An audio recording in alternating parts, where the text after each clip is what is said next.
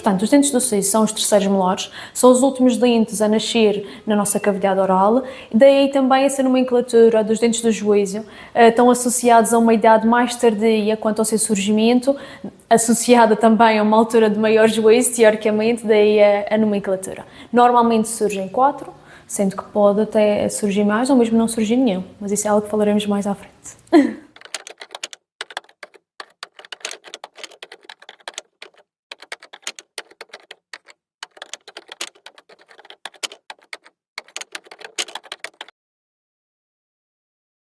Efetivamente, não é necessário a pessoa ter os dentes do siso presentes em boca. Muitas vezes não se chegam a formar. Isto pode ter alguma característica genética.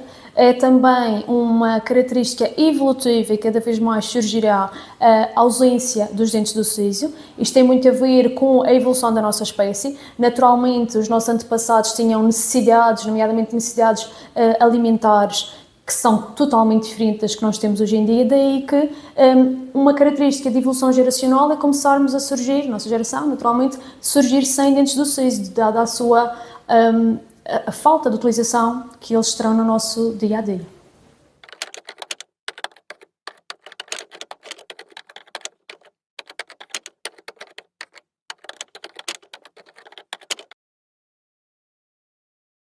Os dentinhos do siso, estatisticamente, têm uma tendência para surgir entre os 17 e os 25 anos, mas esta janela é bastante variável, ok? No entanto, devemos estar atentos para sintomas como uma sensação de pressão, gengiva inflamada, às vezes pode surgir sintomas de infecção, ok? Muitas vezes, e em casos mais avançados, esta dor pode irradiar para o ouvido ou mesmo para a cabeça. Aí já é gritante a necessidade de ajuda especializada.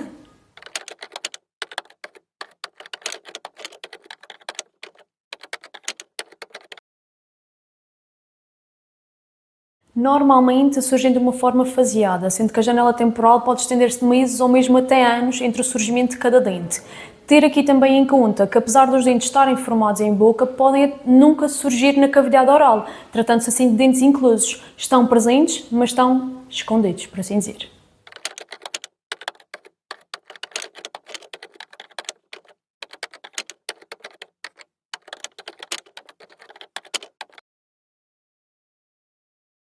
Esta questão está diretamente associada ao local onde os dentinhos nascem, como sabemos, na zona mais posterior dos maxilares. O que acontece é que muitas vezes eles não têm espaço para erupcionar, daí o surgimento destes sintomas associados à dor da erupção.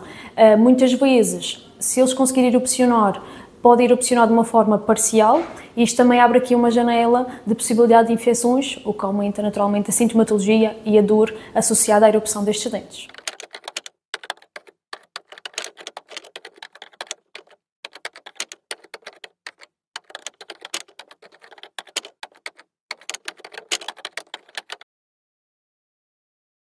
O maior problema são, de facto, as infecções recorrentes. Estas infecções têm o nome de pericoronarites. Lá está, muitas vezes, devido ao que eu referi anteriormente, à erupção parcial ou mau posicionamento destes dentes, o que também pode levar ao surgimento de cáries dentárias, envolvimento dos dentes adjacentes, causando reabsorção dos mesmos. Essas são as principais causas de problema nestes dentinhos.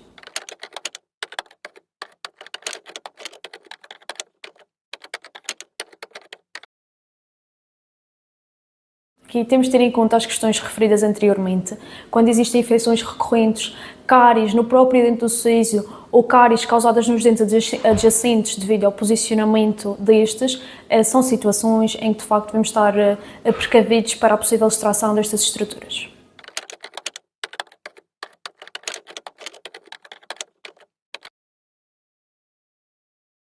Depende naturalmente de cada caso. O mais importante é, claro, uma avaliação clínica, além disso, uma avaliação radiográfica. Muitas vezes podemos recorrer a um exame, a CBCT, um exame tridimensional, que nos ajuda muito a perceber o posicionamento, a relação entre as estruturas dentárias, nervosas, ósseas, e isso vai nos ajudar também a calcular e a planear a cirurgia. Naturalmente, cada cirurgia é uma cirurgia e dependem muito. Existem incisos que efetivamente apresentam um grau de dificuldade simples, e outros que exigem um pedacinho mais de trabalho.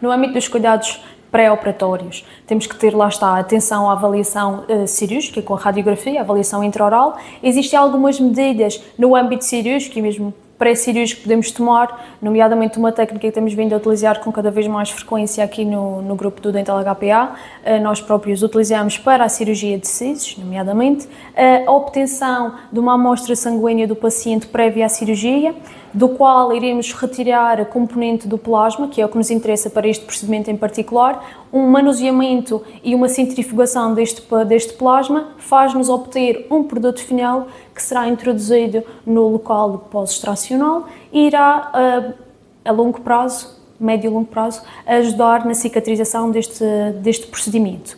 Isto dá um grande conforto ao nosso paciente no pós-cirúrgico imediato, que naturalmente irá revelar-se vantajoso a médio e longo prazo, sendo que o que nós esperamos é obter uma evolução do primeiro para o 7º dia de cicatrização num espaço muito mais reduzido de tempo.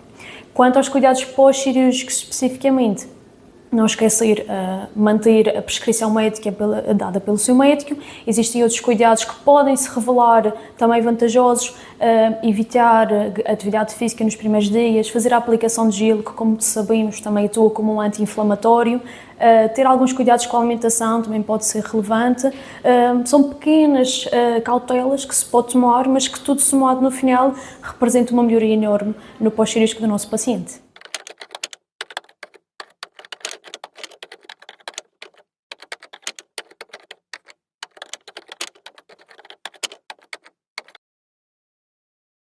Sem dúvida, se os dentinhos estiverem erupcionados numa forma que seja possível fazer uma higienização correta, também o acompanhamento periódico do médico dentista será aqui um bom aliado para manter estas estruturas. É sem dúvida possível manter os dentinhos do siso saudáveis durante muito tempo.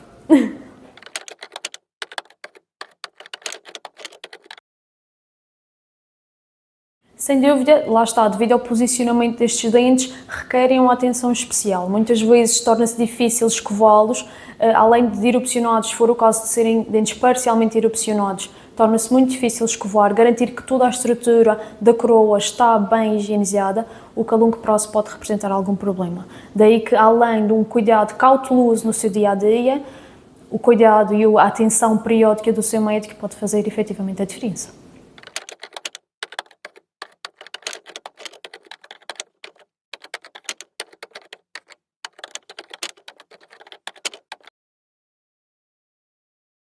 É de facto um tópico interessante de discutir. É um facto que existem células estaminais na polpa dentária dos dentes do siso. Estas são células estaminais mesenquimais. São células que têm uma capacidade de autorrenovação, de diferenciação celular muito alta e que podem ter um papel muito interessante no âmbito imunológico e de renovação, lá está, diferenciação celular. No âmbito da medicina regenerativa pode ser estudado, e existem muitos estudos a serem feitos nesse sentido, pode ser útil para nós no âmbito da medicina dentária, no âmbito da regeneração celular, da regeneração dentária, mas lá está, é um tópico que ainda necessita de muito mais estudos para evoluir, mas com algum potencial.